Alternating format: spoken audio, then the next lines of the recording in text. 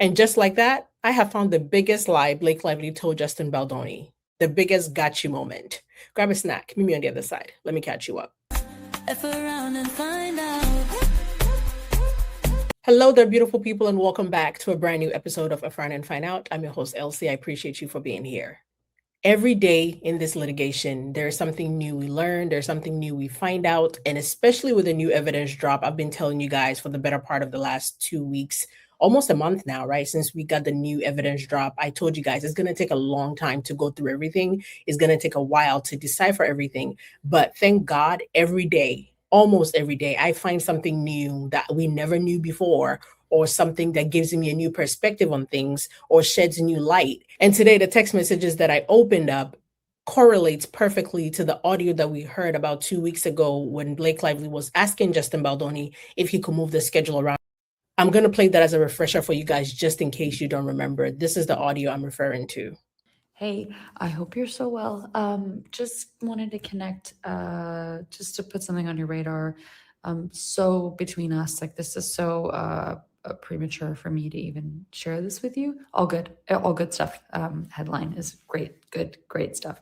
But I was talking to Ryan and I was like, I don't know if I should share this, but he was like, you guys have such a great trust, fill them in. But basically, the movie I'm doing before Proxy, I sat down with the director and he was great and so lovely. And I'm so excited to work with him. And, we were just talking about how we have very little time to prep and, it's a lot of work. And he was like, is there any way you can get the other movie to push? Like, I just feel like I need more time. And I was like, that ship is so sailed. And, and I've been, really, really under it. I don't talk to him like I talk to you. So I haven't told him like how stressed I've been with not having a baby nurse. Still don't have one, by the way. Found someone and she was only available for like 5 days. But anyway, still don't have a baby nurse. Just the idea of going back to work right away. And also the idea of like, prepping for our movie and like wanting to work out every day and all that. But I'm going to stop there with the audio because I don't want to listen to the entire 4.5 minutes of her pretty much rambling about the fact that she's not ready to film and Justin should move the schedule around. And this was sent February 8th, 2023. And so today, when I was doing my little digging and the, evidence drop, I found this text chain between Justin and Blake on February 9th, 2023. And it perfectly correlates actually between February 8th and February 9th, which perfectly matches up to this audio. And we're going to take a look at that here. And in this text chain, we're going to find one of the biggest lie Blake Lively ever told Justin Baldoni. And I mean, this is actually like pretty funny when you think about everything that transpired. So the text starts on February 8th when Blake Lively sends the voice note, right? And then Justin Baldoni says, "Hi, not gonna lie, the first sentence, the first 10 seconds scared me, haha." The first 10 seconds of the audio. Thank you for sharing. Let me think on it. And of course, I got COVID and Emily and I are wrangling our little shits. Don't judge me. Let me send you a note in an hour or so when I can think. And I adore your voice notes. Thank you. I adore your voice notes and look forward to them like Christmas. Then Blake loves that message. Then she sends a bunch of heart face emojis. Then she says, "I realized it was terrifying once I was already in." Then she says, "Sorry, always got to lead with a headline. So sorry, you guys are sick. The kids too." Justin laughed at the realize was terrifying. He says, "Just me, Emily having tough period, TMI, and kids can go to school because I'm sick. Yeah, also our nanny's on standby. Do you want to meet her? Be back soon." Blake says, "Hot water bottle helps her, not you." They're comforting emotionally and helps with a little pain. So let's listen to the first 10 seconds of the voice note to see what Justin means when, he said it was kind of scary. Hey, I hope you're so well. Just wanted to connect, just to put something on your radar. So between us, like this is so premature for me to even share this with you. All good stuff. Headline is good. Yeah, I mean, I can see how, like, you don't know what she's going to talk about. You think she's probably about to drop out of the movie or something like that. That could have been a little jarring. But we move on in a text message where Justin sends something back. We're still on February 8th. And then we jump to February 9th. After midnight, Blake Lively writes this memo, literally. Thank you so much for your note. I'm assuming Justin Baldoni had responded to her voice note with something nice, or responsive. Thank you so much for your note. Always so thoughtful and appreciated. Sorry, in 4 whole minutes, I wasn't able to communicate my intentions. Maybe it should have been 9 minutes next time. We already talked about the fact that she wasted 4 minutes saying absolutely nothing. Then Blake Lively tells her first lie and says, would never leverage. The opposite. I was so nervous to share with you because it's premature, but I wanted to keep you in the loop because I trust our communication, and I felt like a big thing that would be strange not to share, especially because the reasons why I don't want to do the movie now are more because of our film, and baby in big part. But even that element relates to our film. I'm mortified to hear those negotiations were traumatic. I guess Justin had relayed to her something about negotiating her contract or something was not a good experience. It's actually upsetting. Did my team know? Or just their producers? What's done is done, but I would like to know if my team didn't help and didn't let me know. As a woman, especially, here we go, the uterus card. As a woman, especially, that's historically been a sensitive subject for me. Representatives not representing my character or heart in negotiations, but rather just getting caught up in their own process and really being a representative of themselves more than of me. I know everyone wanted to make it work, so all good intentions, which I so appreciate, but at minimum, I want to be able to thank everyone who put the care into making it work when it was tough. I look forward to meeting Jamie Spelling to see if Jamie's spelling is correct, is wrong. Thanking him for everything he's put in so far and will put in. As for our schedule, yes, agree. That movie has to officially move first. That was always the plan. I don't want anyone knowing anything until it's official, which is why I was hesitant to say anything to you. But again, it felt equally weird not to. And if and when that happens, amazing that you're open to talking about a week shift. But if losing a week of prep at this point compromises you in any way, I'm not going to ask for that. Then she says, Ryan may, but I won't. Why would your husband even be talking to your director at all, right? Then she says, kidding, we get it. But yeah, if that ends up being a possibility, wow, that would really be great for our family. But again, we get it. I'm here to work and I'm excited about it. Thrilled. If that's the cherry on top, amazing. But not going to hustle you ever. That's the lie. That's what I wanted to get to for you guys to see. This is the biggest lie ever told in this entire story, but not gonna hustle you ever. Blake Lively actually opened her mouth and told Justin Baldoni, I would never hustle you. This entire production, this entire litigation has been a hustle. You literally hustled that man every step of the way. Then she says, hope you feel better soon. You don't sound that sick, so you better be babying Emily. Rough periods are extremely underrated, and on the sickness scale, they can be brutal. XX. Then she sends something else. Then Justin responds back, he fell for it. He says, no, I never thought your intentions were to leverage. Those were exactly her intentions. And I'm so happy you shared with me early. It gives me time to figure out all in the event it happens. I hope in my messy voicemail, I didn't make you feel that I thought you were trying to leverage or hustle, which is exactly what she was trying to do. Oh no, even though we don't know each other well, Justin, poor Justin, even though we don't know each other that well, I know your heart. I'd never think that. No, that's you being a good person and you thinking somebody would never do that. But that was exactly what she was trying to do. Don't worry about what went down in negotiations. It's all a power hungry, self-preserving business, and it's nobody's fault. And it didn't reflect badly on you. But happy to share at some point. It's just a lot of little things that add up, and we just wanted to make everything work because you were my Lily and I would have stopped at nothing to make it happen. And you will meet Jamie. He is producing with Alex. You will love him. He runs my company and co-hosts the podcast with me and Liz. As soon as you make your decision, let me know. We'll figure it all out together as a team. I'm so happy you shared and included me. Hope my little bit can help you make the best choice for your family. Justin responds, this is where they talk about Atlas being Black. Because Justin says, hi, so Footloose, he meant Dirty Dancing. So Footloose may be pushing slightly. So I'm considering making an offer to Stephen James pending a Chen read for Atlas. Wanted to get your thoughts. He's 29, supposed to be a little older, but you look so young. I don't think it's a thing. Blake says, yes, he's genius. So we know right there she didn't shut that down. I also don't know that she knew Stephen James was a Black man at that point. And I am officially free a week earlier. Justin loves those messages and says, Blake says, your friendship and support helped me with that also. Thank you. We've read this before, not holding to anything professionally. Just thank you for your friendship side in the meantime. This is when Justin talks about, I'm glad you feel 1,000 pounds lighter or whatever. I, Blake Lively, was lying to Justin and saying, I'm not trying to leverage you. I will never hustle you. I will never understand, because that's exactly what she did the entire time. But sucks for Justin that he fell for it, right? Whenever she lied to him. And Justin was still good and nice to Blake, because this is her own word. She was texting Warren Zavala and Justin Stone. She says, she's still talking to, I guess, her agents and everybody, trying to figure out her schedule. She says, I also talked to Justin today, but I need their help in boarding the movie so that the body stuff shoots last. This is when she had been asking Justin Baldoni to shoot all the body scenes much later, because she wasn't prepared in her skin or whatever. And Justin had continuously told her, like, whatever, like, your insecurities are, we're going to make sure you look good. She asked him right here on February 17, kicking ass, but it's still a ton of work, not a ton of time. What's the chances we can do body scenes at the end of the schedule? And Justin says, I'm sure you are, as far as kicking ass. Honestly, there's a billion moving parts to schedule right now. I just turned in the rewrite, so they're hard at work. So much of it comes down to location and the other cast availability.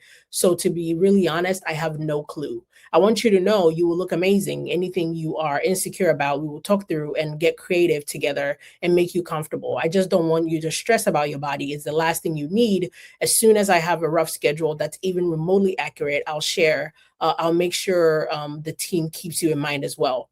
At what point was this man fat shaming you? I don't see that. This is Blake texting Warren Zavala, like I said, and Justin Stone. She says, I'm working my ass off, literally working out twice a day, 4 hours a day, which is insane, but I'm treating it like my full-time job. Again, you cannot sign up for these movies, decide to have a baby, and then make it everybody else's problem. I'm not saying you should force yourself to lose the weight and get back to work, but I'm saying it's not everybody else's responsibility to make you comfortable if you're not comfortable enough where you are. It's not their job.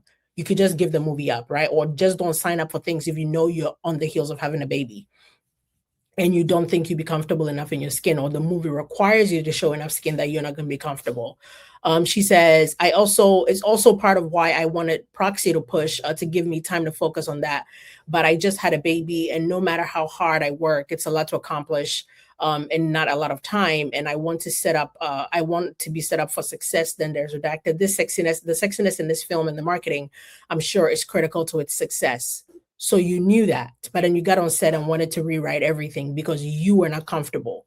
But when you were coming in and you thought you could lose the weight and everything in time, you were comfortable with that, and you knew it was paramount that the sexiness and everything would come through. Okay. Then she says to Warren and Justin Stone, Justin is being very kind and supportive, but also said Justin is being very kind and supportive, but also said he'd make his best effort to consider, but no promises, because there's a lot of factors like location, cast, etc.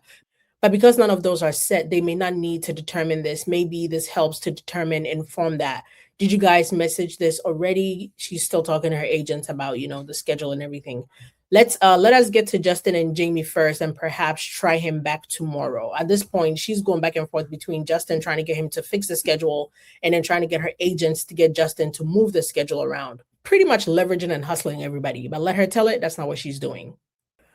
I guess Justin sends another message to encourage her here, because she writes this very, very long memo back responding to Justin. And she says, thank you for your voice memo. It is deeply appreciated. You're everything you promised to be as a collaborator. Thank you. I know my job here, and this piece is in big part my job. We both understand the assignment as actors in our roles, but also as producers and also as marketers. We understand artistically, yes, but we get what we need to do in all aspects of the movie commercially. As woke as we both are, as woke as we both are and work to be, this movie requires a certain aesthetic. It's all part of the job, and we both excitedly signed up for. I don't shy away from it because it's not problematic. It's the assignment. Like when someone is about to start an athletic event, we've read this before, by the way. It's their job to be in top shape. My husband and I, why is your husband in this conversation? My husband and I both look at certain roles as athletic events. It's one of them, and as this is one of them. And this is one of them. It's not always part of the job, but on this one, it is. And that's great. As much as I'd love to not think about it, that would be irresponsible and also impossible, because it's unrealistic to. That would be irresponsible, but also impossible because it's unrealistic to not acknowledge what I need to do. This is my job here, and I meet my responsibilities with extreme work ethic, please. I look for solutions to achieve my no, you look for workarounds. High goal instead of lowering my goals. Nope, just workarounds. We all win when we are each firing at our highest capabilities, and you and I are, and will continue to. I just need as much time as possible because I just had my fourth baby. We know. We know. I understand that you would never personally know all of the pick it up and get out. I understand that you would never personally know all the nuances of the challenges unless you've lived this physical moment in time. Oh my God. Really? Physical road ahead. So having your understanding and support to help me pull this off is critical and very, very appreciated. Not just my experience now, but also hearing from experiences past. So thank you. We're gonna kill it and be so fit. They have to Lola us to look less banging. Interesting. Imagine if Justin said that we're gonna kill it. We're gonna look so fit. They have to whatever, whatever to make us look less banging. Imagine if Justin said those things. But yeah, every day I find something in this litigation that proves to me why I'm Team Justin and continue to be Team Justin, which makes me more angry why people continue to think there is a way to be neutral here. There is no neutral. There is no even ground. You're either here or you're there. And it annoys me to know people still don't know right from wrong or the left from the right. I'm gonna play the rest of that audio here for you guys to hear in case somebody didn't get a chance to hear it when we listened for the first time and you don't know where to go. You can also find it on docketupdates.com whenever you want to go listen to it on your own. I was talking to Ryan and I was like, I don't know if I should share this, but he was like, you guys have such a great trust, fill him in. But basically, the movie I'm doing before Proxy, I sat down with the director and he was great and so lovely. And I'm so excited to work with him. And, we were just talking about how we have very little time to prep and, it's a lot of work. And he was like, is there any way you can get the other movie to push? Like, I just feel like I need more time. And I was like, that ship is so sailed. And, and I've been, really, really under it. I don't talk to him like I talk to you. So I haven't told him like how stressed I've been with not having a baby nurse. Still don't have one, by the way. Found someone and she was only available for like 5 days. But anyway, still not have a baby nurse. Just the idea of going back to work right away. And also the idea of like, prepping for our movie and like wanting to work out every day and all that, but yet being on set all day, every day. I'm like, what have I done? Like the only reason that I'm doing Proxy before is because I gave them my word and I wouldn't go back on that and felt like I had to make it work. But like having a week off in between, it's just a lot. It's a lot. And the closer the reality gets, the more I'm just like panicking about that. Because I'd really like to just focus on our movie. So anyway, when I saw that he was asking for more time, I was just like, I have a crazy idea, but like, what if we went in September? Like I'll do this movie with you, but like I just feel like I need more time before I go back to work, and I need more like shooting in April, shooting in March is just too soon after having a baby and not sleeping and wanting to be in my best shape and all that. So anyway, I'm trying to work on that, and I think that's a possibility. So I just wanted to let you know that, like, in case you wanted to go a couple weeks earlier, you're welcome to. And obviously, there's selfish reasons I'm telling you this. Like, I know that our schedules are scheduled. I'm not trying to move anything, but like, if by chance you're like, oh my God, if I could go 2 weeks earlier, that would actually be great. Then amazing. And if it is what it is, then it is what it is. But selfishly, what I would love about that is that, Ryan and I have also been really stressed about spending a month apart. And, I just, so none of it's your problem. That's why I'm talking to you as a friend at this point more than anything. But the idea of spending all of June apart is just a lot. And the most we've ever done is less than 2 weeks. So our girls get out of school. I think I mentioned to you on June 16th. We were going to originally go to London June 17th. But now I think with our schedule, we're not done until like June 29th or so. So, selfishly, if we could go a couple weeks earlier, we could stick to our original plan and leave for London right after the girls get out of school, which would be amazing. And maybe that's like nicer for you, or maybe you're like why are you saying this? This is like horrifying that you're mentioning us starting 2 weeks earlier. But anyway, I just wanted to mention it. But I just, having until the beginning of May is really important to me because I don't feel like I could pull it off any sooner than that. And I was really stressed. So I think that I can gracefully make this shift happen because our director feels aligned with it. It's nothing that I could have done selfishly. But anyway, I told you in 4 minutes what I could have told you in 30 seconds. But please, again, keep this between us because as of now, this movie's still shooting in 6 weeks, 5 weeks, whenever it is. I think it's 6 weeks.